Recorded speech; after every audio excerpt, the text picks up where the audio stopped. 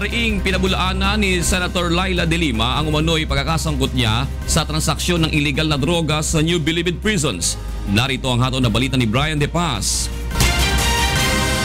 Halos 40 minutos na nag-privilege speech si Senador Laila De Lima kahapon.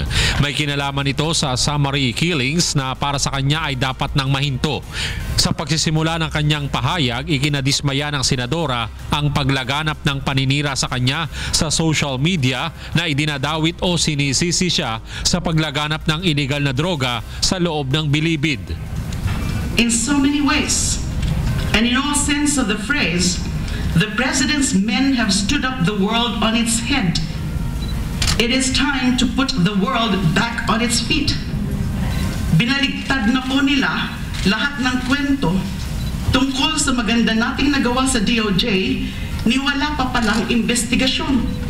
Ayon kay Senador De Lima, siya ang unang DOJ chief noon na nagsimulang maglinis sa Bilibid. Sa kanyang termino rin anya, nagsimula ang paggigiba sa mararangyang kubol ng mga drug lords at nailipat sa Building 14 at inihiwalay sa ordinaryong preso.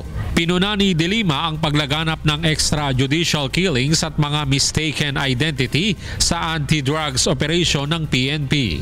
Ayon sa senador, sinusuportahan nito ang kampanya kontra illegal na droga, ngunit dapat sa ibang paraan at hindi sa pagpapatay. Itutuloy ni De Lima ang investigasyon ukol sa summary killings at layuning makabuo ng mga panukalang batas ukol dito. Presente kahapon sa Senado si Commission on Human Rights Chairman Chito Gascon.